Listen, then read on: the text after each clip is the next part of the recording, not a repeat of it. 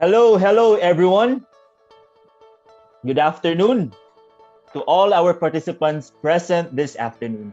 I am John Larry Padero, or JL for short, your host for this afternoon. Pinoy Builders is an independent media company providing content focused on the construction industry since April 2019. Visit the official Pinoy Builders page and log on to our website for the latest in all things construction. Okay, on to the main event. Our guest speaker is a licensed civil engineer and accredited material engineer. She has experience in design and construction, project management, and material management. Her more than a decade of service in the public and private sectors has given her a sound realization on the importance of delivering the right and good concrete quality in the project sites. She currently serves as a technical services officer from Holcim Philippines and has a deep understanding of best practices when it comes to concrete designing, testing, and troubleshooting. She also holds an ACI certification on concrete field testing technician. Ladies and gentlemen, it is my pleasure to welcome Engineer Mary Grace Fufana Amarles. Okay, thank you, JL, for that introduction. Hope all is doing well. So, let me first share my presentation.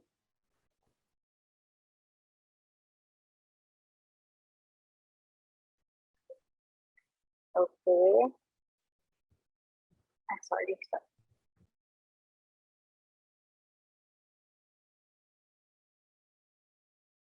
Okay.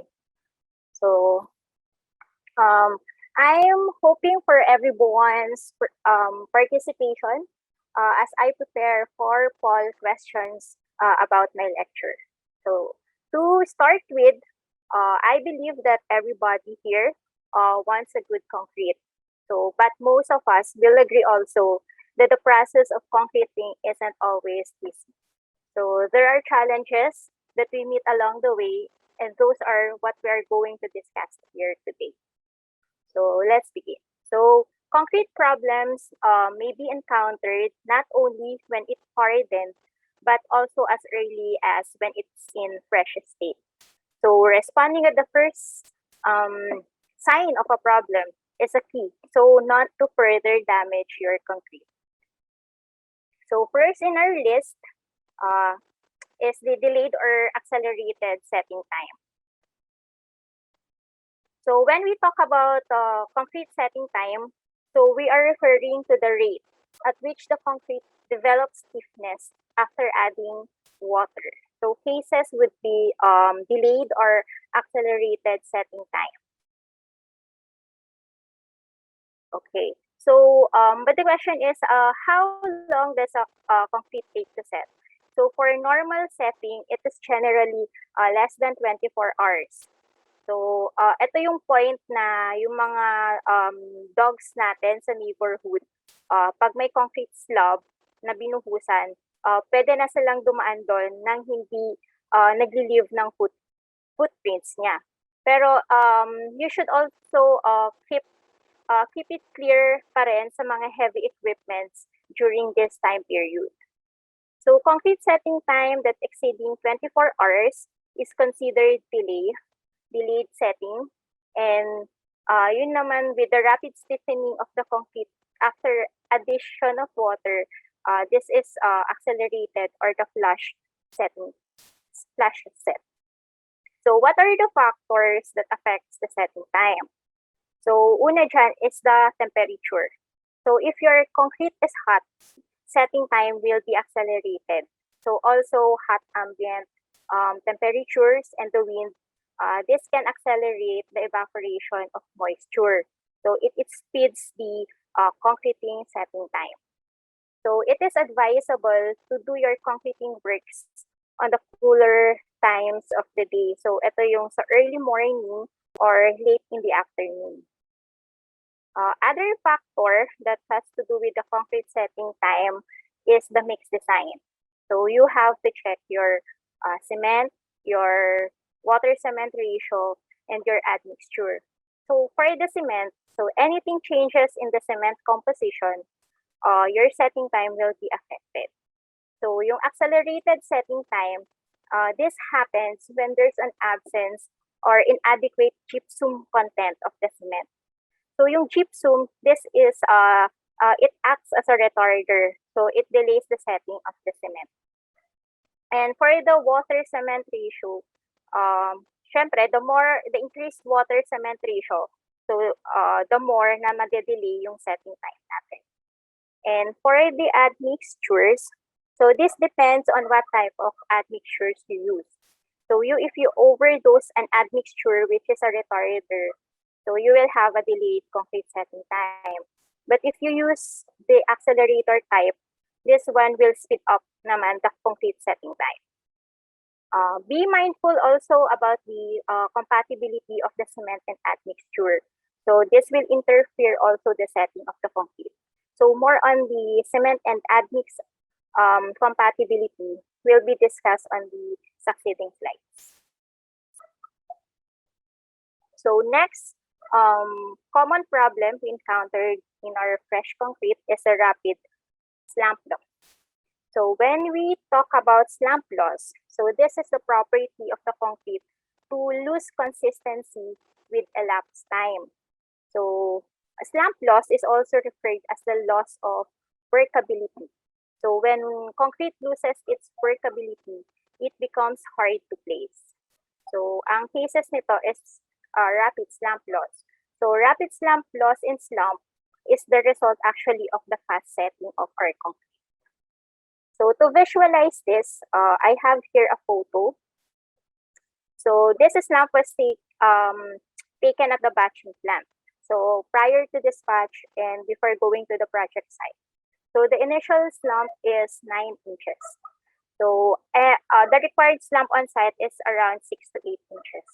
So upon reaching the site and prior to pouring, the slump was taken again and it was 3 inches. So the slump loss here is 6 inches in 60 minutes or in 1 hour. So this is an indication already that there is an abnormal fast rate of the slump. So rapid slump loss can be as fast as 2 inches in 15 minutes or can go from 5 or 6 inches slump to 0 slump in 60 minutes.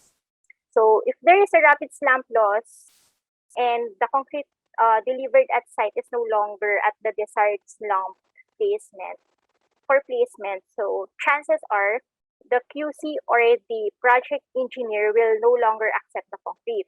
So non-acceptance of the concrete means that you will not be going to be paid.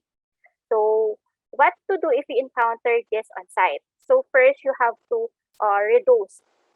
You reduce your admix following your manufacturer's recommendation on how to reduce it.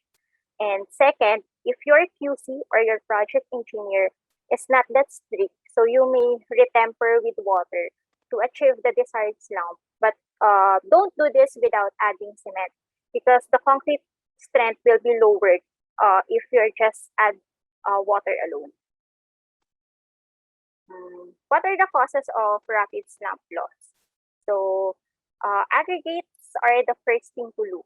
So dry aggregates will absorb water during mixing and transporting. So it could be also because of the hot ambient temperature and the wind, which speeds up the slump loss. And other causes could be admixture dosage and the cement and admix compatibility. So tips to prevent the rapid slump loss. So we have to make sure that our aggregates are at SSD condition when mixing. So this is the condition that your aggregates will no longer absorb water from the mix. So you have also to perform trial mixes to check the performance of the concrete. So if you're not using admix, so maybe this time it's the high time to try working with one. So there are new admixtures being sold and work with what's best for your requirement. And if you're already working with the admixtures and your slump loss is still greater than what you can tolerate, then review your admixture. So some of the things that you can do is to adjust the admixture dosage, or try extending the premixing time, or delay the addition of admixture. Or you can entirely extend the concrete mixing. So sometimes admix just don't act instantly. Other problem encountered on freshly mixed concrete is the bleeding and segregation. So bleeding, this is manifested by the presence of mixing water, or what we call the bleed water, on the surface of the newly placed concrete. So makikita natin to especially during finishing. So as we go through also with the presentation, you'll hear me talk about bleeding or bleed water countless times. It's good to know also why concrete bleed. In concrete, a certain amount of water is needed for hydration. So however, this is not enough to place the concrete. So that's why we use more water. So after placing, the water rises on top, and that's the bleed water, or sometimes called the water of convenience, because this allows the concrete to be placed and to be finished. So bleed water actually is not bad, but the excessive bleeding, yun yung nakakasama. So excessive bleeding actually is the cause of the most concrete surface blemishes na we will be discussing later. So segregation. Segregation, ito yung separation of the components of a fresh concrete. So so that they will no longer uniformly distributed. So segregation, pwedeng mangyari ito sa mixing, transporting, placing, or compacting. So in this photo, sa upper, yung coarse aggregates natin are already the frontliners. So the concrete here have less mortar. And in this photo naman, sa ibaba, so there are much more water in the concrete, that the paste already segregated with the aggregates. So both are cases of segregation. So the factors that cause bleeding and segregation would be the high water content and the low fines content natin. So when we talk about fines, this could be either the sand or the cement or other cementitious content natin. So bleeding and segregation could be caused also of the poor graded aggregates and the cement and admix compatibility, as well as the inappropriate placing and compacting methods. So in removing bleed water on pavements, so we have to drag an ordinary garden hose or a long wooden trowel across the surface. So kung mapapansin nyo, kung di ko lang sure kung sa screen nyo halata ito. So this is a long wooden trowel. So si Kuya, he's trying to alisin yung bleed water using this long trowel, wooden trowel natin. So pag may bleed water tayo, so never try to dry it using cement, yung pagsaboy ng cement dun sa slabs natin, because this will weaken the concrete surface in the long run. So in avoiding bleeding and segregation, we have to make sure that the concrete is properly made and fixed. So our concrete should not be that too wet or too dry. So we can use admix to minimize the water in the concrete mix. So what we can do pa is to observe proper placing and compaction. So if we're placing straight from the mixer track, so it should be poured vertically and never let the concrete fall for more than 1.5 meters. So if placing naman with chutes or barrows, so we have to use flexible drop chutes. And with placing with concrete pumps, so we have to extend the hose to the bottom of the form and withdraw as the form is filled. And never spread concrete with a vibrator. So we have to always vibrate concrete evenly. Okay. One of the most important factor affecting the quality, the time of set, and the strength of the concrete is the concrete temperature. So typical values nito is around 27 to 35 degrees Celsius. Reading above this one is already considered as a high concrete temperature. But in the Philippines, ang maximum allowed natin na temperature is 32 degrees Celsius. So we don't want concrete with high temperature because it may result to the loss of concrete strength as well as the development of cracks sa hardened concrete. So concrete temperature also affects the performance of our chemical admixtures and mineral additives. So I hope you're still with me. So are we ready for our first poll question? So here's our first poll question. What component of concrete has the biggest impact on concrete temperature? Is it the cement, A, cement, B, aggregates, C, water, D, admixture? So you have 10 seconds to answer. So ang hint for this is the component that occupies the largest volume in concrete. So time's up. The correct answer is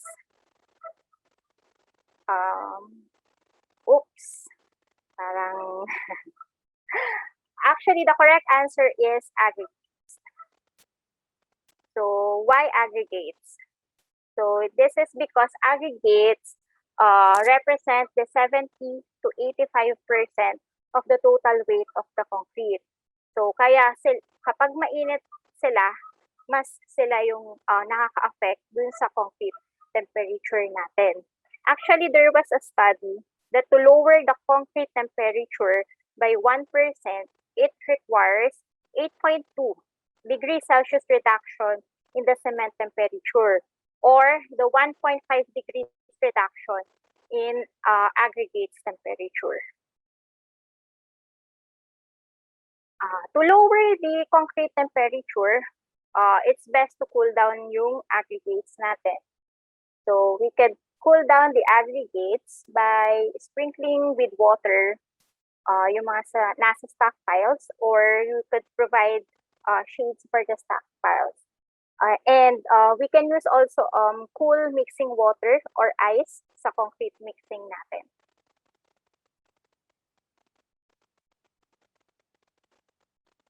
So one of the common problems that ready-mix providers encounter is the cement admix incompatibility. So this could be an incompatibility issue of an admixture with the cement or with another admixture in the mix or with another cementitious material. So the incompatibility of concrete materials actually occur when there is a high demand of sulfates in the fresh concrete that the cement can supply. And pinapa-complicate nito nung mga aggregates, nung mga admixtures natin at nung mga other cementitious materials natin. So the typical symptoms are itong mga to. So increased rate of slump or early slump loss or yung difficulty in retaining slump. And somewhat extended set time or in extreme cases, flash setting. Other symptoms could be this bleeding and segregation, as well as the strength loss or no strength gain for several days.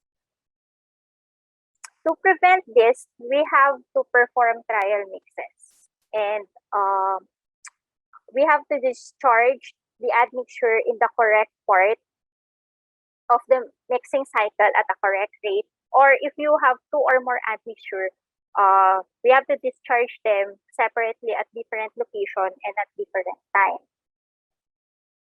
So diagnosing incompatibility actually is done at laboratory using the simple calorimetry.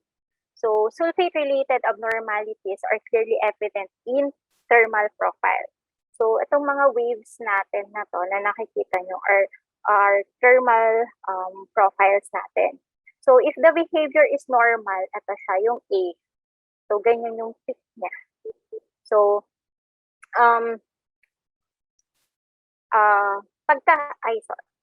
pagka hindi ganyan, itong mga nasa letter C, D, and E natin, yan yung mga may abnormalities. So I will not be discussing actually more on this, but the idea is yung temperature should peak at within 12 hours, and yung peak niya should be robust and smooth to be considered normal. So, okay, that's for the fresh concrete common problem. So we'll now move to hardened concrete problems. So first is dusting. So dusting, so this is characterized by a soft, chalky surface that can be rubbed off onto your finger. So this one doesn't impact the strength of your concrete. But for the slabs with dusting problems, it can easily damage by traffic. So due to the poor surface. So dusting is due to the weak surface layer that can be a result of several things. So it's because of the addition of extra water in the mix, which increases the bleeding in the concrete. Or if you're finishing while the bleed water is on the surface, or before the concrete has finished bleeding. So yung fine particles natin, like the cement and the sand, will rise to the top, and consequent wear causes dust at the top. So same thing happened also with over-troweling the surface. So quantity of fine materials increases at the surface, so resulting in the weak surface layer. And dusting also can be caused by extreme drying of the surface layer, so resulting sa insufficient na amount of water to hydrate the cement. And also with inadequate and improper curing, dusting may occur. So any of these causes will weaken the concrete surface, and if two or more are combined, it will almost certainly cause problems. So yeah, we can fix naman yung may dusting na concrete. So if the condition is too extreme, so it requires the complete removal of the weak surface by sandblasting or the use of high pressure washer. So after removal, we have to install again a topping or provide an appropriate coating such as latex formations, epoxy sealers, or cementing. And tips to prevent, so avoid retempering the mix. So we can use a low slump concrete that can help us obtain hard concrete surface with good wear resistance. And another tip is to no to premature or over troweling. So we have to wait for the bleed water to evaporate. So that's the absolute rule. Or we have the option to remove the bleed water. So for our next poll question, so for our number 2 poll question, so here it is. So how do we remove bleed water? So is it A, should we drag it with an ordinary garden hose and a long wooden trowel across the surface? Or B, should we spread dry cement to the surface? So again, you have 10 seconds to answer this poll question. Okay, 5, 4, okay. I'm expecting that everybody could get the answer because I have already discussed this a while ago. But okay naman because almost karamihan had already know that to remove the bleed water, you have to drag ordinary garden hose or a long wooden trowel. So never spread dry cement on the surface to address the bleeding. And to continue, if dusting comes from the extreme drying, so we have to keep that the sun and the wind, itago natin sila, yung sun and wind, para sa drying ng surface is hindi mag-dry agad. And always initiate a good curing procedure as early as possible.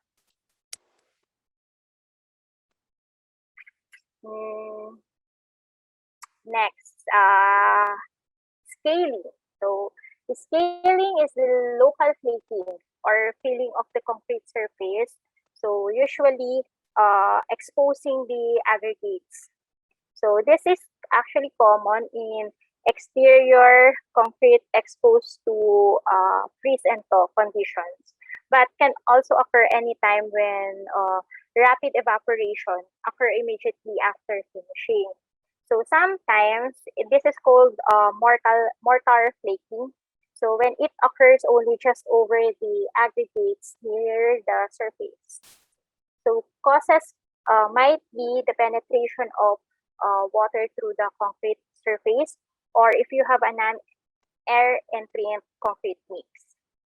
So scaling and mortar flaking problem that we experience in the Philippines is more actually an indicative of poor finishing and curing practices. So when we prematurely finish the surface again with bleed water, so when we over trowel it, so we force the air in the surface layer, so leaving it to damage. And when we spread cement powder over the surface to hasten setting, and when there's an inadequate or improper cleaning. So to fix this, actually, if air content is the problem, or it's insufficient, so there's no way to get air into the concrete. So what we do is just to try to seal the surface to prevent water from entering. But if there's a surface damage already, so we have to remove the weak surface layer. Then we apply an overlay and cure it over. So to prevent, here are the tips. So we have to well design the concrete mix. So there should be a good air void system, and the concrete should have a water cement ratio of less than 0.45. So to prevent, we have to add also air and paint admixture, and the proper finishing and curing is a must. So do not finish with bleed water. So you have to provide sufficient and timely curing also. And we have to provide also good slope to drain water coming onto the surface.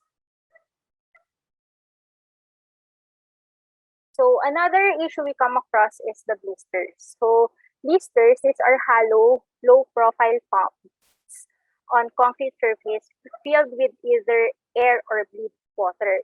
So usually this happens on thick concrete. So this illustration will help us better understand how blisters are formed.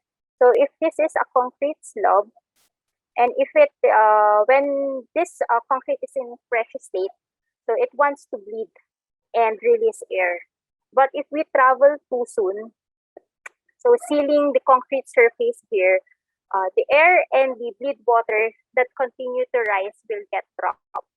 So since they were unable to escape, it forms a layer of that dense concrete, so creating blisters. And this is an actual cross section of the concrete with blisters. So if you can see in this area, this is where the bleed water and the air accumulates and forms a layer that debonds the sealed surface from the concrete below. So other scenarios that seals the surface too quickly is when there's a premature drying of the surface due to the wind, or if you have an overly sticky mix, or if you finish the surface by sprinkling cement powder on top. So yun, magkakaroon ka ng blisters doon. So blisters actually break under traffic. So after the concrete has hardened. Delamination. So delamination, sabi nila, is the casting of blisters. So, but this is in a larger size. So yan yung mga iba't ibang photos natin of delaminated concrete. So, ang nangyayari is a lot of bleed water and air are trapped in this zone. So as the concrete hardens, it won't have much that durability. So the top surface of the concrete gets separated from the underlying concrete, so leading to delamination. So what we can do to prevent blisters and delamination is to delay the trowel finish as long as possible. So this is to give ample time for the bleed water and the air to reach the surface. So we have to take steps also to reduce the evaporation. So you may use wind breaks or sunshades, or you can place your concrete so at the cooler times of the day. And also never again to use cement to hasten drying because this seals the air during troweling.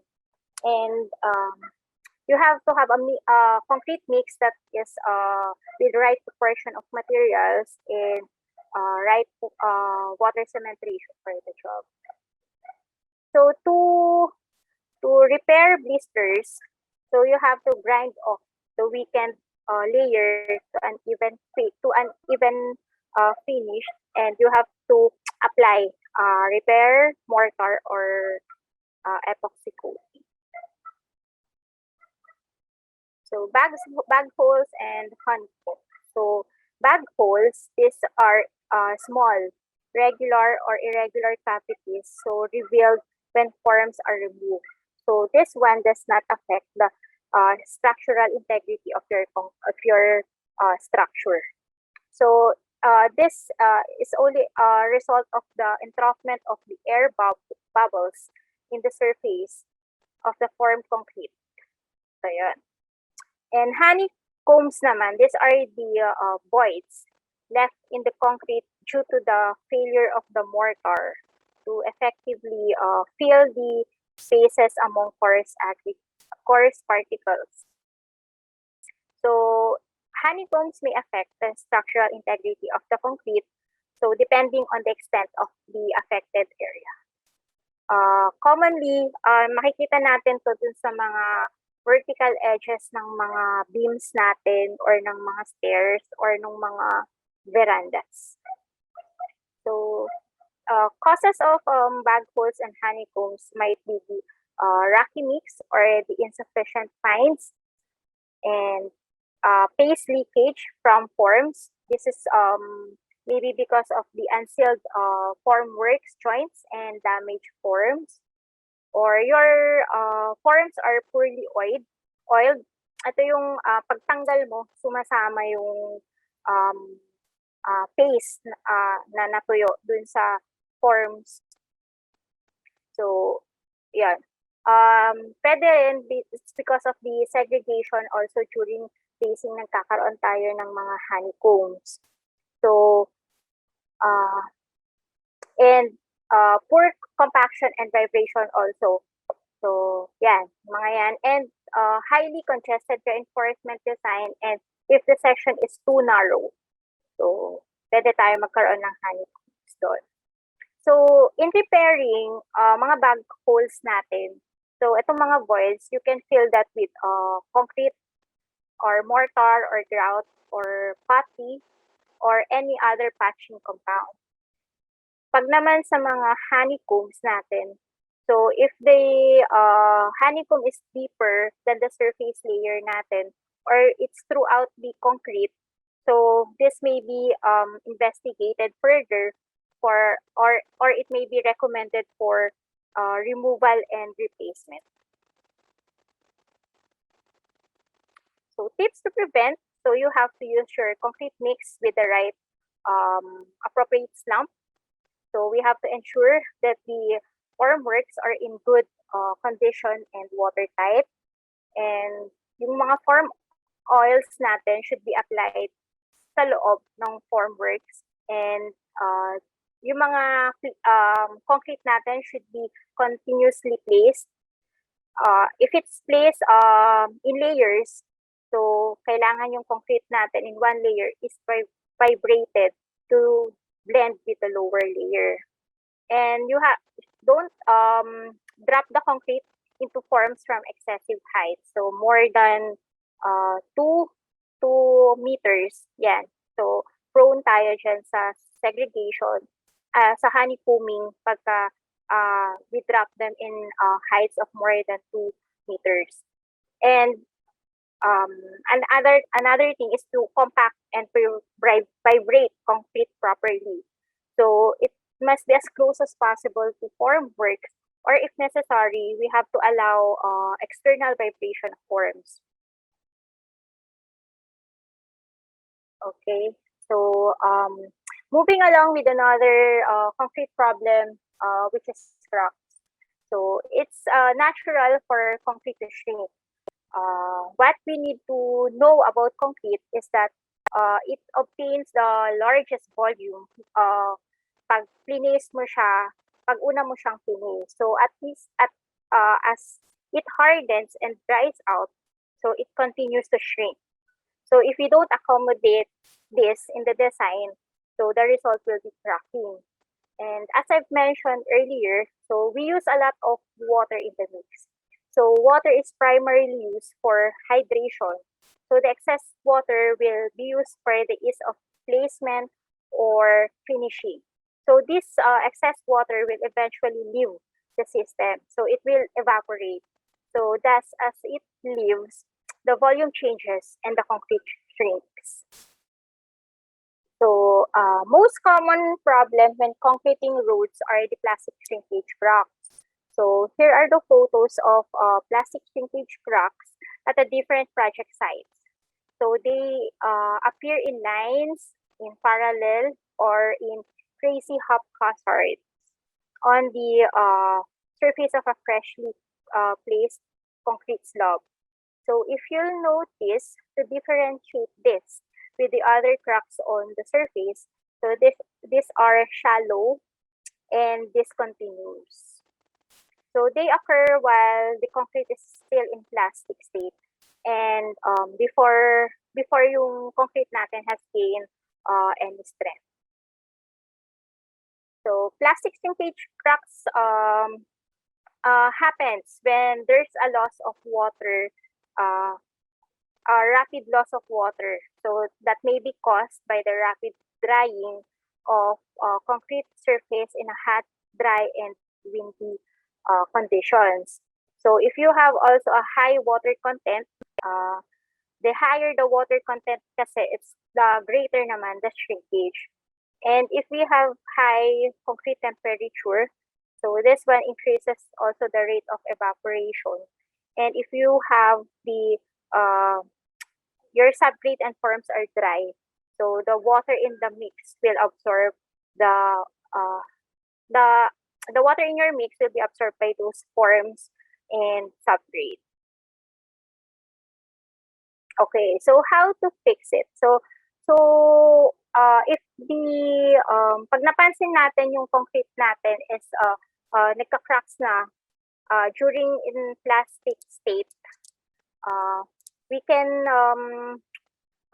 close it by reworking the concrete. So pwedeng i-revive rate or i-retrowel natin. Pero kung yung plastic shrinkage na cracks na to is napansin na natin siya after siya nag-set.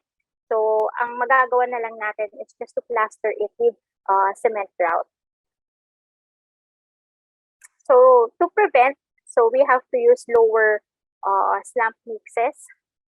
So we have to keep also the materials cool on hot days.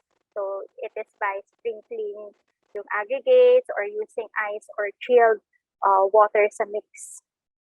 And before placement, so we have to dampen the subgrade and the forms.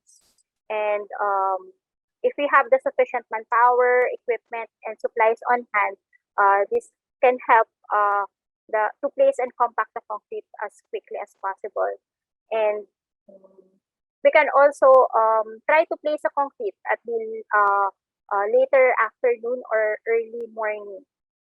And most importantly, so we have to begin curing promptly. So effective and timely curing, this is very critical to prevent the cracking. So I hope you're still with me. So we have a poll question before we continue. So our third poll question is how do we cure concrete? So A, can we cure it through ponding or water spraying?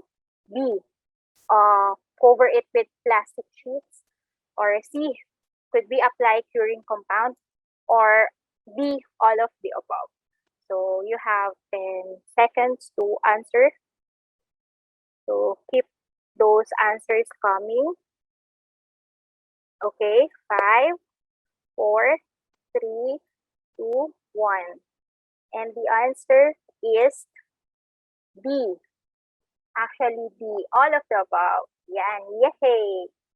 So most of the participants got the correct answer. So curing is anything done to maintain its saturation, and it actually delays the shrinkage. So what we can do is we could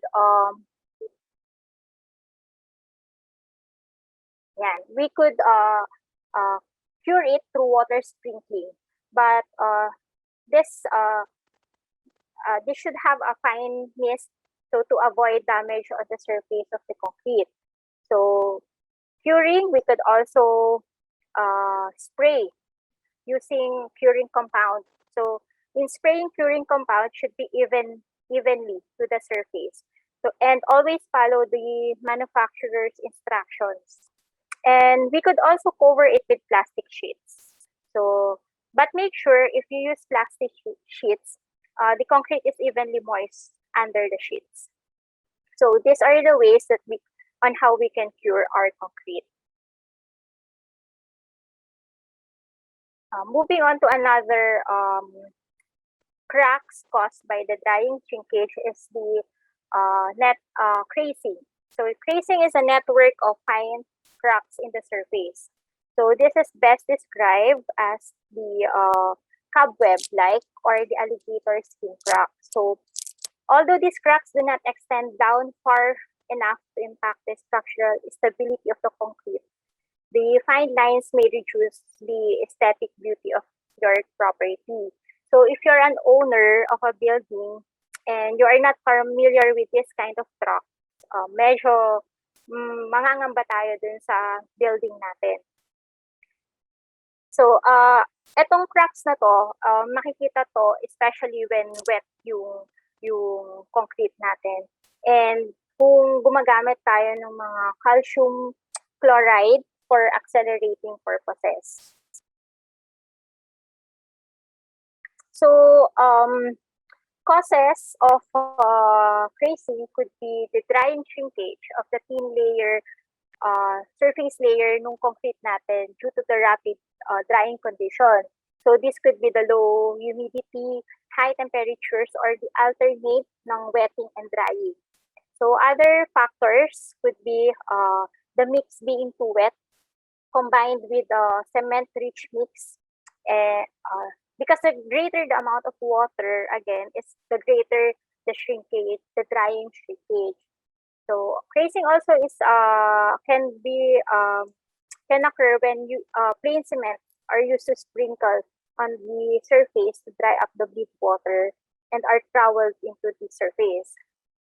So this is most noticeable on steel troweled surfaces or the over troweled surfaces, wherein there's an excessive concentration of the cement paste and fines at the surface. And it could also be caused by the proper poor surface curing.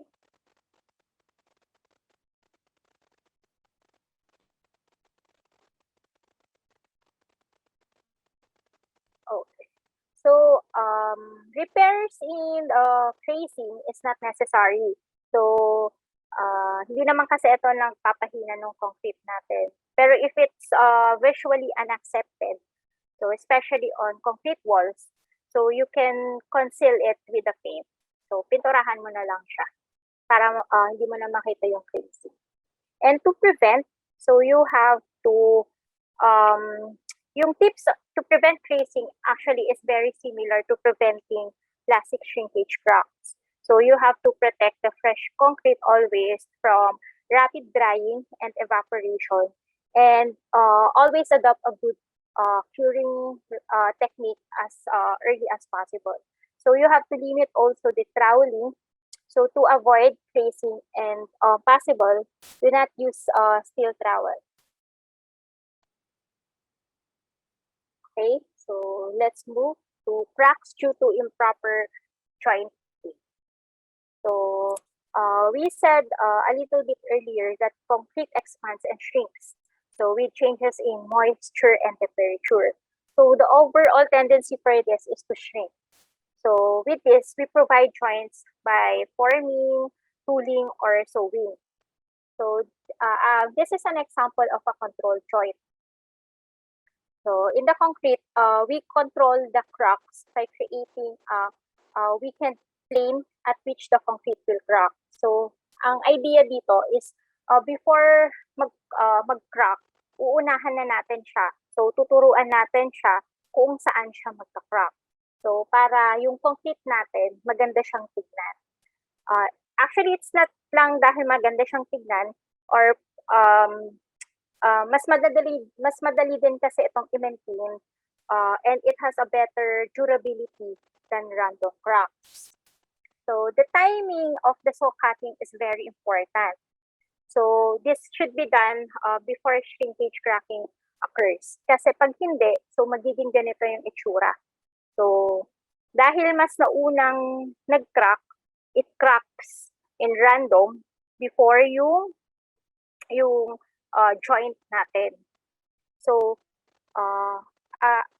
this one is cut too late, and this picture tama lang yung pagka-cut kasi yung cracks natin, and nag-crack siya dun sa intended na pagka-crackan niya. So saw cut should be made within 4 to 12 hours after final finishing. So ang hint actually dito, if your concrete can already carry the cutting machine, you can now proceed with the saw cutting. Yan. And another important thing is the depth.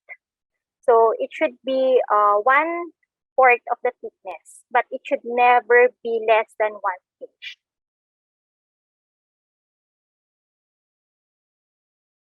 So these are other photos of cracks due to improper jointing. So here are some rule of thumbs in placing joints. So the maximum joint spacing should be 24 to 36 times the thickness.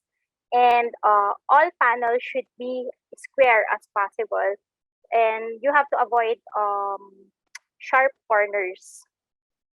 So if hindi kaya ng square, joint should be placed with a length na should not be greater than 1.5 times the width. These photos naman are cracks due to there's no isolation joints provided. So isolation joints actually, this one are the joints that separate the slabs from the other parts of the structure. So if we want to bring new fresh concrete, so to the existing structure, pwedeng nauna yung wall or yung slab. So kailangan natin siyang i-isolate. So if we don't isolate them, magkaka-crack siya. So parang dito, yung wall natin with the slab. So since there's no isolation joint here, nag-crack siya due to expansion. And this one also sa may that kailangan i-isolate the column from the slab. And ito din.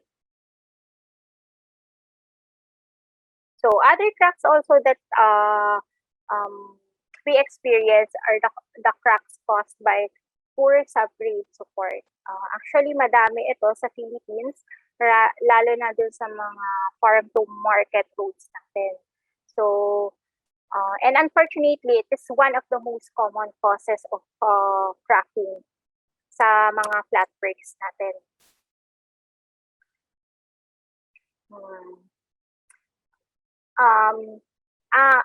Sa poor subgrade support, pwede kasing nagsettle yung soil sa ilalim or pwedeng yung sub-base materials natin. So to prevent this, we have to design and mix concrete as per specified compressive and flexural strength ng structure.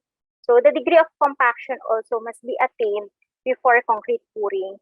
And you have to always follow your construction plans if may mga reinforcements na ilalagay.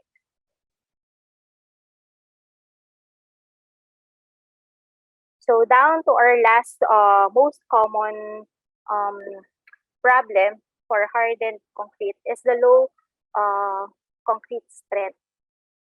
So the strength of concrete is a very important property. So normally it is used as a parameter for concrete specifications, mix designs, and quality control. So it is also the basis of concrete acceptance and payment. So if it fails, syempre di sa babayaran. So with our last poll question, so are you ready?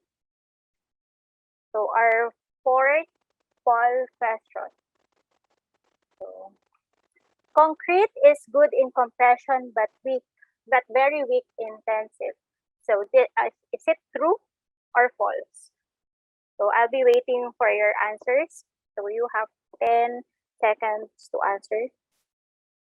8, 7, 6, 5, 4, 3, 2, 1.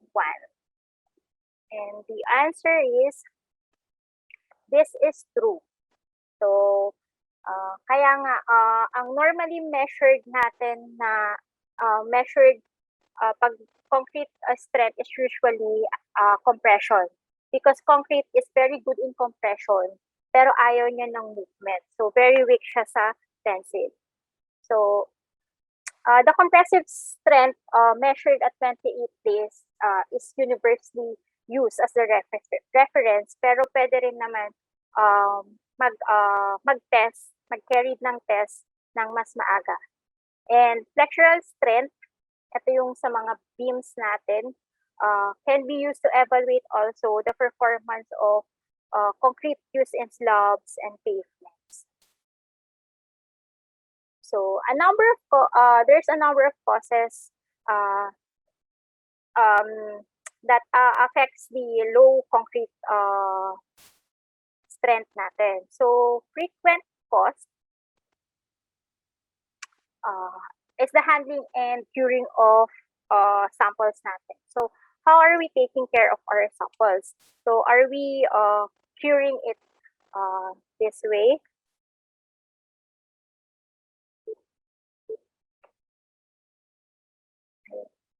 Yan. Yan. So yan. Are we curing it this way?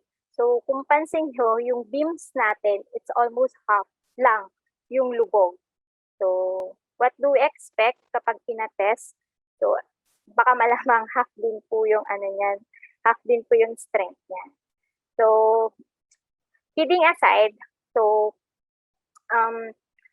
sample should be submerged thoroughly. So pag thoroughly ba ganito? Yan. Actually, hindi din po dapat. Yan. Hindi din po dapat ganyan. So if we cure concretes in our curing tank, So the water above our sample should be 2 inches above. So yun po yung magandang way to cure them.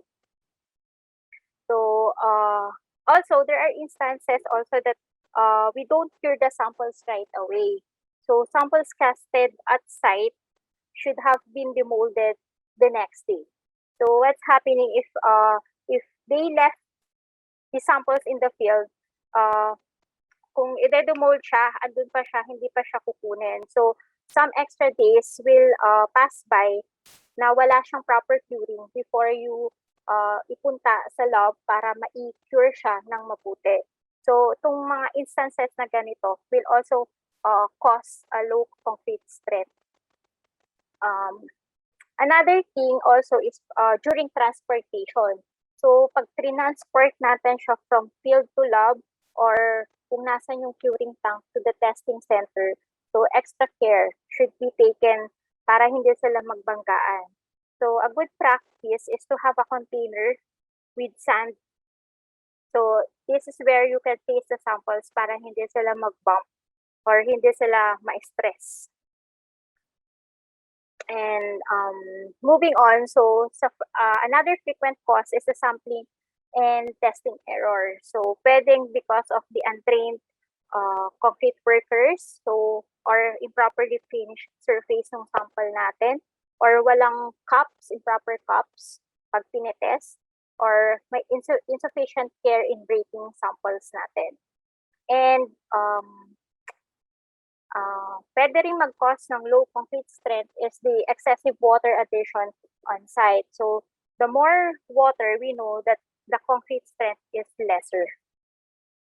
And for the less frequent causes, it could be the quality and the grading of the aggregates, or the batching or mixing errors, and the mix design adequacy.